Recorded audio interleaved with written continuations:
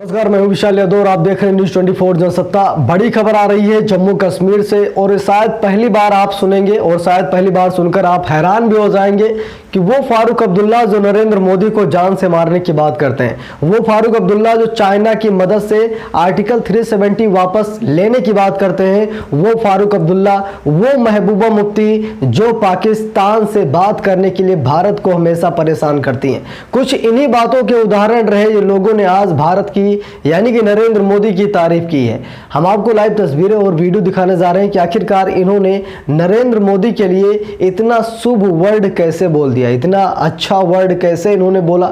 जो हमेशा गालियां देते हैं दिल्ली को, आज उन्होंने दिल्ली की तारीफ कैसे कर दी, आज उन्होंने लोकतंत्र की तारीफ कैसे कर दी, आज उन्होंने मोदी की तारीफ कैसे कर दी। बड़ी खबर है, इसीलिए वीडियो के अंत तक जरूर रुकिएगा। चलिए मैं आपको दिखाता हूं कि आखिरकार महबूबा मुफ्ती फारूक अब्दुल्ला ने नरेंद्र मोदी की तारीफ क्यों की। बता दूं, फारूक अब्दुल्ला ने की पीएम मोदी की तारीफ। बोले प्रधानमंत्री बड़े कदम उठाए। नेशनल कॉन्फ्रेंस के नेता फारूक अब्दुल्ला ने यूक्रेन संकट को हल करने के लिए प्रधानमंत्री नरेंद्र मोदी से बड़े कदम उठाने का आग्रह करते हुए मंगलवार को लोकसभा में कहा कि सरकार को यह करना चाहिए ताकि लोग कह सके कि महात्मा गांधी के देश ने दुनिया को बचा लिया। उन्होंने सदन में नियम 193 के तहत यूक्रेन की स्थिति पर चर्चा में भाग लेते हुए यह भी कहा कि उन्हें संयुक्त राष्ट्र से कोई उम्मीद नहीं है। जम्मू कश्मीर के पूर्व मुख्यमंत्री ने कहा कि संयुक्त राष्ट्र लगातार विफल रहा है, ये वियतनाम में विफल रहा है, दक्षिण कोरिया में विफल रहा है, ये पश्चिम एशिया में विफल रहा है, मुझे अब इस संगठन से कोई उम्मीद बिल्कुल नहीं है। उन्होंने भारतीय छात्रों को लाने के लिए प्रधानमंत्री मोदी और सरकार के प्रयासों की तारीफ भी की। उन्होंने कहा कि रूस को लगा कि उसकी सुरक्षा को खतरा है क्योंकि यूक्रेन नाटो के साथ जा रहा है। अब्दुल्ला ने यह भी कहा कि श्रीलंका की स्थिति देखिए, ऐसे में हम आशा करते हैं कि हमें ऐसी स्थिति नहीं देखनी पड़े, इसीलिए ये युद्ध खत्म होना चाहिए। उन्होंने प्रधानमंत्री नरेंद्र मोदी से आग्रह किया, अब बड़े कदम उठाने चाहिए ताकि ये युद्ध खत्म हो सके। अगर आप ऐसा नहीं कर सके तो हम भविष्य की पीढ़ियों को नहीं बता पाएंगे कि आपने क्या किया। अब्दुल्ला ने सरकार से कहा कि तेजी से कदम बढ़ाइए, कम से कम लोग कहें कि गांधी के देश ने दुनिया को बचा लिया।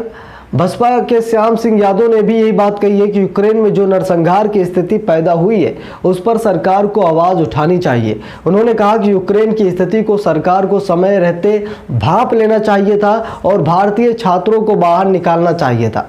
यादव ने यह भी दावा किया है कि सरकार प्यास लगने पर कुआं खोदने का काम करती है और समय रहते कदम नहीं उठाती है। राष्ट्रवादी कांग्रेस पार्टी की सुप्रिया सुले ने कहा कि कोविड को इस संकट के समय विदेश मंत्रालय ने जो भूमिका निभाई उसकी तारीफ होनी चाहिए। उन्होंने ये भी कहा कि ऑपरेशन गंगा के बाद सरकार के मंत्रियों की ओर से जो बयानबाजी हुई वो निराशाजनक थी। सुप्रिया ने कहा कि भारत सरकार को यूक्रेन में हो रहे नरसंहार को रोकना चाहिए।